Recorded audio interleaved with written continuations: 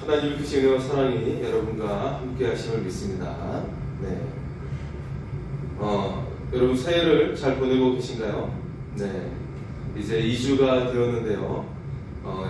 우리가 희망으로 시작한 새해가 우리의 기대가 저버리지 않도록 우리가 매일의 삶을 충실하게 살아갈 수 있기를 소원합니다. 여러분 혹시 가고 싶은 나라가 있습니까? 네. 많은 사람들이 가장 가고 싶은 나라 중에 하나가 가장 랭킹의 선두에 있는 나라가 바로 스위스인 것을 볼 수가 있습니다. 그만큼 대자연 속에 아름답고 그리고 평온한 나라이기 때문에 그런 것을 볼 수가 있어요. 사실 스위스는 물가는 비싸다고 그러죠. 네, 하지만 이 자연 경관이 너무나도 아름답기 때문에 한번 갔다 온 사람들은 그 광경을 잊을 수가 없다고 그러죠. 네. 가장 부유한 나라라고 친다면, 그리고 우리나라 사람들도 가장 이민을 많이 가는 나라가 바로 미국인데요. 하지만 지금 산불로 인해서 LA 지역의 산불로 큰 고통 가운데 있는 것을 볼 수가 있습니다. 그 산불에 빨리 진화되기를 바랍니다. 그래서 완벽한 나라는 없구나. 불온전함이 우리 가운데, 우리의 생애 가운데 있구나라는 것을 다시 한번 생각하게 됩니다. 그럴 때 우리가 정말 가고 싶은 나라, 우리 그리스도인들이 가고 싶은 나라 어디입니까? 바로 하나님의 나라인 줄 믿습니다. 가장 완벽하고 그리고 그 통치자이신 하나님께서 우리를 사랑과 긍휼로 우리를 대하시는 그 완벽한 나라, 하나님 나라, 우리가 그 하나님 나라를 바라보며 우리가 그 하나님 나라를 향해 살아가는 우리의 삶이 될 수 있기를 소원합니다. 그래서 우리의 믿음을 지키고 은혜 가운데 거하는 우리의 삶이 될 수 있기를 소원합니다. 오늘 요한계시록 4장은 성경에서 가장 웅장한 장면이 등장하고 있습니다. 요한계시록에서 하늘은 단지 전체가 떠있는 공간이 아니라 하나님의 보좌가 있는 곳이라고 그렇게 설명을 하고 있어요. 하나님의 뜻에 다스림이 있는 그 나라가 바로 하나님의 나라임을 드러내고 있습니다. 자, 우리 1절의 말씀을 한번 볼까요? 1절입니다. 이 후에 내가 보니 하늘에 열린 문이 있는데 내가 들은 바 처음에 내게 말하던 나팔소리 같은 그 음성이 이르되 이리로 올라오라. 이후에 마땅히 일어날 일들을 내가 내게 보이리라 하시더라. 아멘. 요한은 하늘의 열린 문을 통해 하늘 성전의 환상을 보게 됩니다. 네. 천국이 얼마나 아름다운 것이기를 그가 목도하고 그 광경을 오늘 말씀을 통해 묘사하고 있습니다. 네. 요한은 하늘 성전이 얼마나 찬란하고 아름다운지를 우리에게 소개하고 있습니다. 2절과 3절의 말씀입니다. 내가 그 성령에 감동되었더니 보라 하늘의 보좌를 베풀었고 그 보좌 위에 앉으신 이가 있는데 앉으신 이의 모양이 벽옥과 홍보석 같고 또 무지개가 있어 보좌에 들렸는데 그 모양이 녹보석 같더라. 오늘 말씀 요한계시록 4장에서만 보좌라는 말이 총 14번이나 등장을 합니다. 그만큼 하나님의 보좌에 대해서 강조하고 있는 오늘의 말씀인데요. 자, 보좌는 하나님의 능력과 통치를 상징하고 있는 단어이죠. 그리고 하나님의 통치의 그 장엄함이 이 세상 그 어떤 통치자보다도 그 영광과 비교할 수 없다는 것을 드러내고 있습니다. 즉 요한이 살았던 1세기 로마 황제의 영광도 하나님의 그 통치의 영광과 비교할 수 없다라고 그렇게 소개하고 있는 것이죠. 때문에 지금 사실 요한계시록에 쓰여져 있는 이 상황이 이미 교회 핍박이 그 한가운데 들어가 있는 상황이죠. 요한도 그 핍박 가운데 어렵게 살아남아서 반모섬에서 유배당한 상태에서 이 요한계시록의 계시의 말씀을 받고 있습니다. 네. 수많은 기독교인들이 지금 순교를 당하고 있는 상황 속에서 로마 황제의 영광과 비교할 수 없는 하나님의 그 보좌의 영광을 소개하고 있는 것입니다. 따라서 지금 당하고 있는 이 고난을 묵묵히 잘 감당하고 하늘 보좌를 향해 우리의 신앙이 굳건히 지켜나가야 된다라고 우리에게 말씀을 주고 있는 것입니다. 네. 자, 3절의 말씀을 이어서 보도록 하겠습니다. 3절에 보면 무지개가 있어 보좌에 들렸다라고 이렇게 말씀하고 있어요. 네. 여러분, 무지개라고 한다면 가장 먼저 생각나는 장면이 어디입니까? 바로 노아의 홍수 때에 그 홍수의 사건 이후에 하나님께서 무지개를 보내주시죠. 무지개를 보내주시면서 이 의미가 무엇이냐면 하나님께서 이제 더 이상 물로서 심판하시지 않겠다라고 하시는 하나님의 자비를 상징적으로 보여주는 것이 바로 무지개입니다. 따라서 보좌에 무지개가 불려있다는 말은 하나님께서 온 세상을 통치하실 때 무한히 넘치는 자비로서 온 세상을 통치하신다라고 말씀하고 있는 것입니다. 여러분, 그래도 현재 세계 가운데 진정으로 백성을 위하고 국민을 위한 나라가 민주주의라고 볼 수가 있어요. 하지만 그런 나라 그렇지 않고 통치자에 의해서 독재가 실행되어지고 그 강압적인 그런 통치가 이루어지는 나라는 백성들이 자유를 누릴 수가 없고 또 생업이 굉장히 힘들어지는 것을 볼 수가 있습니다. 왜냐하면 그런 독재 밑에는 부조리가 항상 있기 때문에 그런 한쪽으로 모든 자본이 흘러가 있기 때문에 온 국민들이 힘들어하는 것을 볼 수가 있어요. 네. 자, 그래서 우리가 어느 나라든지 간에 통치자가 하나님을 두려워하고 백성을 두려워할 수 있도록 우리가 기도하고, 그리고 우리가 북극 같은 눈동자로 통치자를 또한 감시할 수 있는 체제가 계속되어야 합니다. 그래서 그런 부조리와 그 권력이 한쪽으로 치우치지 않도록 감시하는 것은 국민의 의무이면서 그것이 또한 권한이기도 합니다. 이것들을 잘 행사할 수 있어야 민주주의가 계속해서 유지해 갈 수가 있는 것이죠. 자, 요한계시록은 이처럼 하나님께서 은혜와 자비로 온 백성을 통치하고 계심을 말씀하고 있습니다. 자, 그리고 이 반면에 이 요한계시록을 쓰고 있는 사도 요한이 살았던 1세기의 로마 황제는 무력으로 온 세상을 통치하고 있다는 것을 드러내고 있는 것이죠. 네. 특히 기독교를 박해하고 있기 때문에 교회를 무력으로 진압하고 있고 고통을 주고 있는 로마 황제를 또한 고발하고 있는 그런 내용이기도 합니다. 하지만 하나님은 은혜와 자비로 온 우주 만물을 다스리시는 하나님이심을, 좋으신 하나님이심을 우리에게 소개하고 있는 것입니다. 자, 4절은 우리에게 말씀합니다. 또 보좌에 들려 24보좌들이 있고 그 보좌들 위에 24장로들이 흰옷을 입고 머리에 금관을 쓰고 앉았더라. 아멘. 자, 24장로라고 소개하고 있는 24라는 숫자는 굉장히 의미가 있는 숫자이죠. 네, 이것은 이스라엘의 12지파의 2배가 해당하는 숫자입니다. 따라서 24장로가 상징하고 있는 것은 하나님을 믿는 모든 주의 성도들을 말씀하고 있는 것입니다. 그들이 어떤 모양을 하고 있습니까? 예, 같이 보좌에 앉아 있고 그들의 머리에 왕관을 쓰고 있다. 네, 금관을 쓰고 있다라고 그렇게 소개를 하고 있습니다. 하나님과 함께 정말 왕같이 온 세상을 두루 통치하고 있는 자들임을 모든 주의 믿는 성도들을 그렇게 소개하고 있는 영광스러운 모습입니다. 여러분, 지금 오늘날 신앙을 지키며 살아가는 것이 너무나도 힘들고 어려운 시대를 살고 있어요. 예수 그리스도를 증거하면 손가락질을 당하는 그런 시대 가운데 우리가 살고 있지만, 하지만 우리의 존재가 어떤 존재인지를 정확하게 드러내고 있는 말씀이 바로 오늘 4절의 말씀인 것입니다.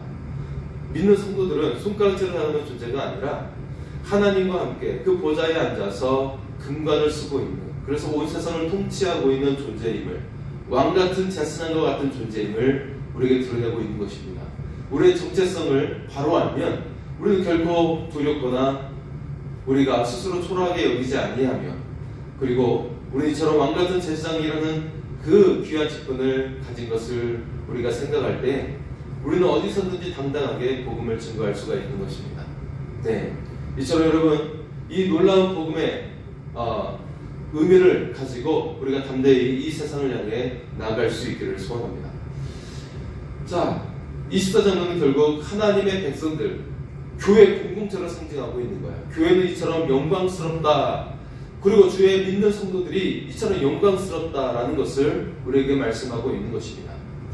자, 흰옷을 입고 머리에 금관을 썼다. 이처럼 하나님을 향해 신앙을 지키고 정결함을 지키고 거룩함을 지키고 승리와 그리고 그 승리로서 하나님께 나아가며 예배드리는 존재임을 우리에게 보여주고 있는 것이 오늘 요한계시록의 말씀입니다. 그리고 금관이라고 하는 것은 하나님의 통치에 참여하고 있는 그런 영광스러운 존재가 되었음을 말씀하고 있는 것이죠. 따라서 우리가 거룩함으로 하나님의 통치에 참여한 그런 왕같은 존재들인 것을 우리가 기억하며 우리가 복음 증거의 이 사명을 우리가 열심히 잘 감당할 수 있기를 소원합니다. 자, 그런데 24장로들이 어떤 행동을 하고 있는지를 우리에게 말씀하고 있는데요. 어떤 행동을 하고 있을까요? 10절과 11절의 말씀입니다. 24장로들이 보좌에 앉으신 이 앞에 엎드려 세세토록 살아계시는 이에게 경배하고 자기의 관을 보좌 앞에 드리며 이르되 우리 주 하나님이여 영광과 존귀와 권능을 받으시는 것이 합당하오니 주께서 만물을 지으신지라 만물이 주의 뜻대로 있었고 또 지으심을 받았나이다 하더라. 아멘. 24장로들이 영원하신 그 하나님을 찬송하고 그리고 그 이름을 높이는 것을 볼 수가 있습니다. 하나님께서 예배받으시기에 지극히 합당하신 분이라고 그렇게 고백을 하고 있습니다. 자, 여기서 성도들은 하나님의 절대 주권을 인정하고 그 하나님을 찬양하고 경배해야 함을 말씀하고 있는 것입니다. 여러분, 예배 시간을 가볍게 여기지 마시기 바랍니다. 예배 시간, 이것이 내 인생일 때 최고의 시간임을 고백하며 그 시간에 하나님께 온전히 집중할 수 있는 시간이 될 수 있기를 원합니다. 마지못해 예배를 오거나 예배 시간에 왔는데 하나님의 그 감동 가운데 참여하지 못하고 두 눈이 잠기거나 그리고 하나님을 온전히 바라보지 못한다면 하나님께서 그 예배를 받으시지 않습니다. 네, 우리가 그 예배를 늘 기대하는 마음으로 가장 귀한 시간으로 소중히 여기면서 예배 감격 가운데 올 수 있기를 소원합니다. 하나님 앞에 나아가는 하나님의 그 인재 가운데 감동하는 그런 예배 시간으로 나아갈 수 있기를 소원합니다. 여러분, 예배가 있는 곳에 하나님의 회복과 하나님의 부흥이 있습니다. 대한민국에도 이처럼 일제심리학과 6.25의 그 참혹한 전쟁 이후에 온 땅이 황폐가 되었고 가장 가난한 나라가 되었습니다.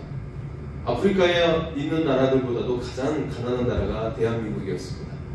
하지만 이렇게 대한민국이 발전할 수 있었던 이유는 하나님께 예배의 시간으로 나아가고 주일 예배뿐만 아니라 수요일날 기도회로 모이고 그리고 또한 매일 새벽 예배로 드리면서 또 금요일날 새벽 기도를 드리면서 하나님께 나아가는 그 예배를 통해 하나님께서 감동하신 것입니다.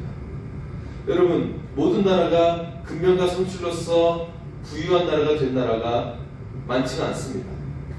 네, 여러분, 그 나라를 욕하는 건 아니지만 흉보는 건 아니지만 제가 필리핀 선교를 갔을 때도 그 사람들 굉장히 게으른 것이 아니라 굉장히 부지런한 것을 보았어요.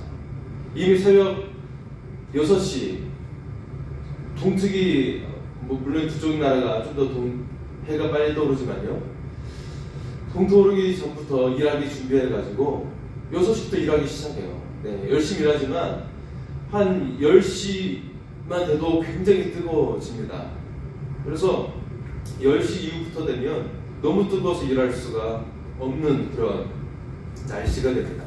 네, 기후 때문에 힘든 것이지 굉장히 부지런하게 일하는 것을 보았습니다. 머리에 두건을 뒤집어 쓰고 그 떼안길에서 열심히 일하는 그들의 모습을 보았어요. 네. 자, 여러분, 대한민국이 이처럼 부유한 나라가 될 수 있었던 것은 바로 하나님을 향한 감동의 예배가 있었기 때문이었습니다. 네, 주일 예배도 모자라서 매일같이 모여서 예배드렸기 때문에 그런 감동의 역사가 이 나라 가운데 임하게 된 것입니다. 우리가 다시 한번 하나님의 그 감동의 역사가 일어날 수 있도록 하기 위해서는 더욱더 모이게 힘써야 되고 예배의 자리로, 기도의 자리로 나아가야 할 줄 믿습니다. 자, 오늘 6절 이하에는 네 생물이 등장하고 있어요. 6절에서 네 생물이 보좌 가운데와 보좌 주위에 등장을 합니다. 그리고 네 생물의 앞뒤에 눈들이 가득하다라고 말씀하고 있죠. 그래서 온 땅을 두루 감찰하시는 그 하나님을 드러내고 있습니다.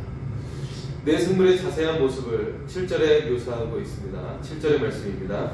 그 첫째 생물은 사자 같고, 그 둘째 생물은 송아지 같고, 그 셋째 생물은 얼굴이 사람 같고, 그 넷째 생물은 날아가는 독수리 같은데, 자, 네 생물은 각각 사자와 송아지와 사람과 독수리라고 소개를 하고 있어요. 이 네 생물은 세상의 모든 피조물을 상징하며 드러내고 있는 그런 내용들입니다. 네 생물은 앞에 24장로들과 마찬가지로 하나님을 경배하고 찬양하고 있음을 말씀하고 있습니다. 자, 8절과 9절의 말씀입니다. 네 생물은 각각 6 날개를 가졌고 그 안과 주위에는 눈들이 가득하더라. 그들이 밤낮 쉬지 않고 이르기를 거룩하다 거룩하다 거룩하다 주 하나님 곧 전능하신 이여 전에도 계셨고 이제도 계시고 장차 오실 이시라 하고, 그 생물들이 보좌에 앉으사 세세토록 살아계신 이에게 영광과 존귀와 감사를 돌릴 때에 아멘. 자, 이 네 생물들은 세상의 모든 피조물들을 상징한다고 말씀을 드렸습니다. 그들이 하고 있는 일에 가장 최우선의 일이 하나님을 경배하고 찬양하고 있는 일임을 요한계시록은 우리에게 말씀해 주고 있습니다. 밤낮으로 하나님을 찬양하고 있는 것이죠. 하나님의 그 영광과 존귀와 감사를 드리면서 하나님께 찬양 드리고 있습니다.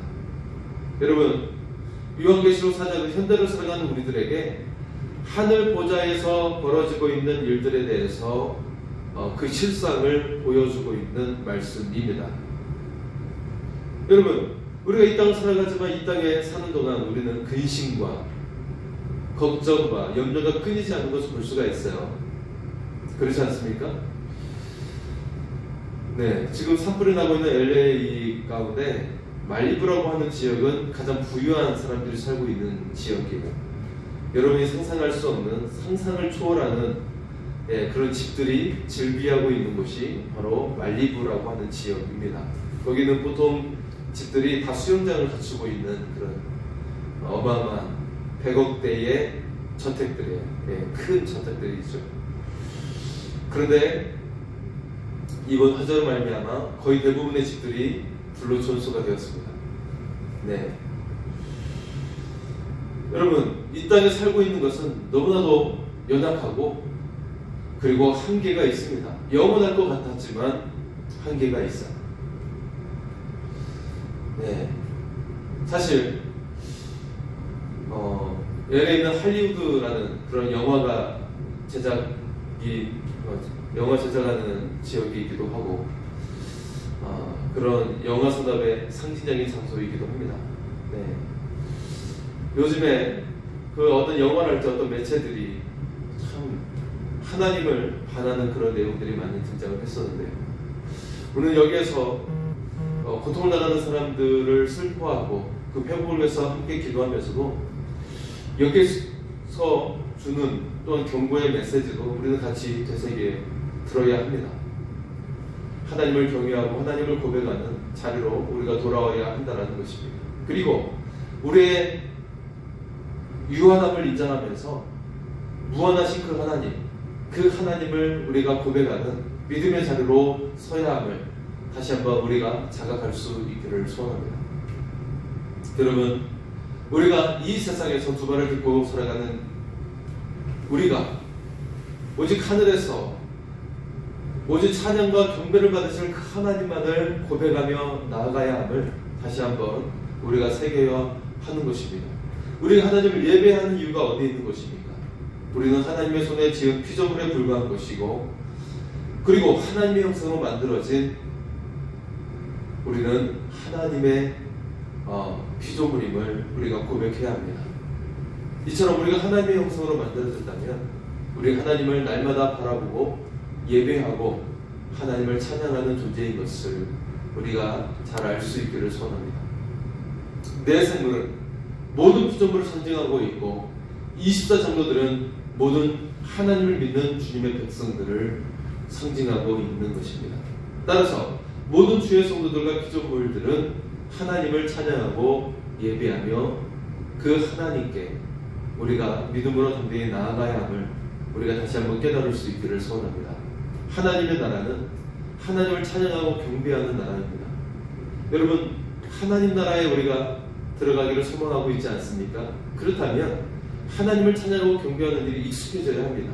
이것이 하나님의 나라에서 매일같이 해야 되는 일이기 때문에 그것이 익숙하고 굉장히 즐겁고 행복한 일이 되어야 하는 것이죠. 네, 우리는 하나님 나라에 속했고 또 하나님 안에 속한 존재로서 하나님을 찬양해야 합니다. 뿐만 아니라 사람은 하나님 형상을 지음받았기 때문에 하나님을 찬양해야 하는 것입니다. 동시에 다른 사람을 존중해야 하는 이유도 그들 또한 하나님의 형상으로 만들어졌기 때문에 우리가 존중하고 그리고 서로를 위할 수 있어야 하는 것입니다. 이 땅의 피조물은 예배의 대상이 될 수가 없습니다. 하나님의 지음받은 피조물에 불과합니다. 오직 만물을 지으시고 사람을 자신의 형상으로 창조하신 그 하나님께만 우리가 예배하고 경배하고 그분을 이름을 높이는 그런 삶을 우리가 살아갈 수 있기를 소원합니다. 그런데 하나님을 이 땅을 축복하시고 사람을 축복하시고 생육하고 번성하고 온 땅에 충만케 하시는 일을 창세기의 말씀을 통해서 주셨던 것처럼 그 말씀 그대로 우리에게 행하심을 우리가 믿으며 나갈 수 있기를 소원합니다.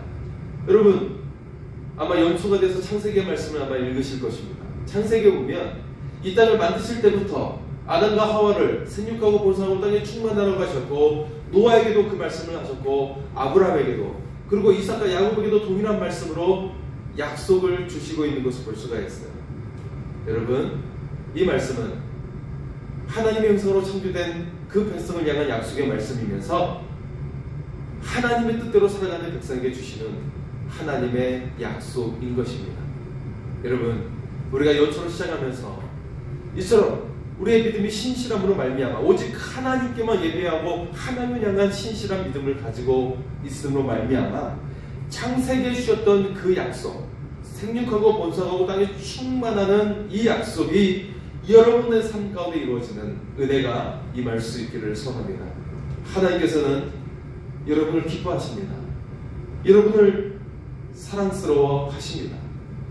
사랑으로 모든 자비와 은혜 가운데 우리의 삶을 인도해 주시려고 하십니다.